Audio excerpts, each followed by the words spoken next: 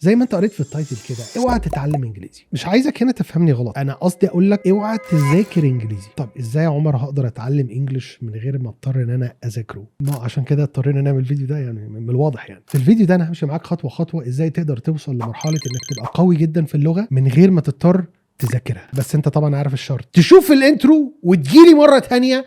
ومساء الفل افري بودي، معاكم عمر عبد الرحيم.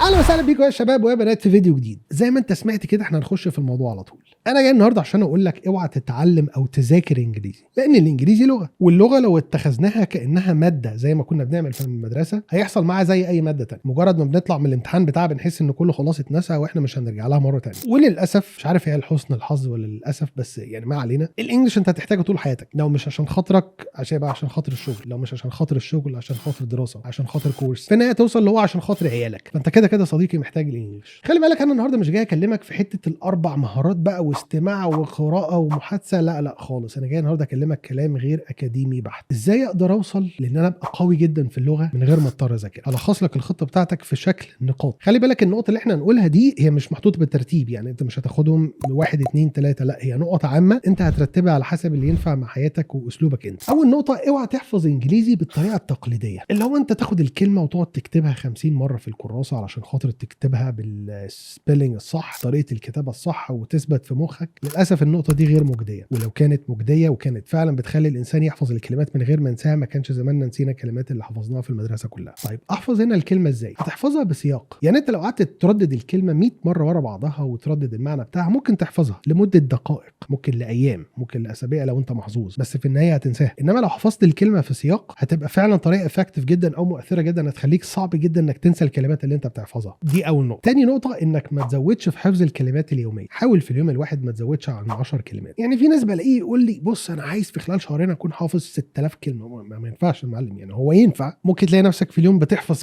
50 كلمه بس تاني يوم هتبقى فاكر منهم 10 برضه، ال10 اللي احنا بنتكلم عنها. فخلينا نحط الماكسيمم بتاعنا 10، وكل ما قللت من الكلمات اللي انت هتحفظها كل ما زادت الكواليتي بتاعت حفظ الكلمه وانك ما تنساهاش. فتخيل معايا كده، انت لو حفظت 10 كلمات كل يوم هتلاقي نفسك بعد شهرين انت حفظت حوالي 600 كلمه، يعني تقريبا 300 كلمه في الشهر. فانت متخيل طبعا 600 كلمه دول او ال 300 في الشهر ممكن يفرقوا ازاي في اللغه بتاعتك، وده هيخلي كل اللي انت بتحفظه انت فاكره 100%. هيبقى صعب جدا انك تنسى كلمه من الكلمات دي. فاحنا نركز على الكواليتي مش الكوانتيتي. خلي بالك كل اللي احنا بنعمله لغايه دلوقتي هو مش مذاكره خالص، هو ده الممارسه بتاعت اللغه. اوعى تحاول تتكلم بس من غير ما تسمع. خليني اقول لك ان اول حاجه الانسان بيعملها في حياته مجرد ما يتولد هو بيقعد يسمع لمده شهور، ممكن تبقى لمده سنين. بيبتدي يقول كلمات صغيره قوي في بدايه عمره بعد ما يتم حوالي سنه ونص او سنتين. فانت اول مهاره محتاج تركز عليها هي مهاره الاستماع. وهنا خليني اقول لك ان اكتر وقت هيبقى افكتيف او مؤثر بالنسبه لمخك هو الوقت اللي انت بتسمع فيه انجلش وانت مش مركز معاه. يعني انت سايق، بتلعب، قاعد بتقرا، قاعد بترسم، بس في حاجه بالانجلش شغاله جنبك، سواء كان بودكاست، سواء كان كتاب مسموع او مقروء، كل ده هيخلي ودنك اكتيف وهيخلي ودنك الكلام بالنسبه لها فاميليار والكلام بالنسبه لها مش غريب. فمع الوقت هتلاقي نفسك بتفهم انجلش حتى لو الانجلش عندك ضعيف. فحته الاستماع انت مش مضطر تقعد تسمع وتحل قطعه وتحل الاسئله بتاعت القطعه، لا خالص، مش ده اللي انا قصدي عليه. يعني زي ما قلت لك في البدايه كلامنا النهارده يبقى غير اكاديمي. نيجي لنقطه بقى مهمه جدا وهي صلحت لي انا شخصيا السبيلنج في حياتي. انا كنت وصلت كده لمرحله ان انا كان الانجليش بتاعي كويس قوي، الفلوينسي عاليه والاكسنت حلوه، بس السبيلنج سيء جدا. فانا هنصحك النصيحه اللي انا جربتها في حياتي ونفعت معايا 100%. كل يوم افتح ملف وورد على الكمبيوتر عندك واكتب اليوم بتاعك كله، ويا سلام بقى لو تستخدم نفس الكلمات اللي انت حفظتها في اليوم. لما تعمل ده كل ما تعمل ميستيك او كلمه مكتوبه بشكل خاطئ تلاقي الوورد عامل لك تحت الكلمه اللي فيها خطا خط بالاحمر كده، لو دوست عليه كليك يمين هتلاقي التصحيح بتاعها موجود. فمع الوقت هتلاقي مخك اتعود على التصحيحات دي وهتلاقي الاخطاء بتاعتك قلت بشكل ملحوظ. هيجي عندك سؤال دلوقتي، طب عمر اجيب الكلمات منين؟ يعني ايه افضل مصدر اجيب منه الكلمات اللي انا هشتغل عليها كل يوم دي ومش هذاكرها زي ما انت ما بتقول؟ الحقيقه من تجربه حاجات كتيره جدا لقيت ان افضل مصدر ليك في الوقت الحالي لو انت ما عندكش اي مصدر تاني هو تطبيق ايستوريا. كنت اتكلمت عنه في اكتر من فيديو قبل كده، وهسيب لك الرابط بتاع الداونلود بتاعه في الديسكربشن بتاع الفيديو، وغالبا برضو ممكن اسيبه لك في اول كومنت على الفيديو ده، وهسيب لك برضو الفيديو الخاص بشرح تطبيق ايستوريا عشان تعرف عنه اكتر برضو في الديسكربشن بتاع الفيديو. هتقدر تاخد من التطبيق عدد لا حصر له من الكلمات وتبدا انك تشتغل بيها كل يوم. بالنسبه للجزئيه بتاعه البراكتسنج، لو عندك الامكانيه ان انت تنضم للكورس كونفرسيشن او كورس محادثه طبعا ارشح ده وبقوه، لان انت طبعا هيبقى معاك ترينر او هيبقى معاك مدرب يصحح لك الاخطاء بتاعتك ويكمل لك النقط اللي وقع منك او اللي لسه ناقصاك.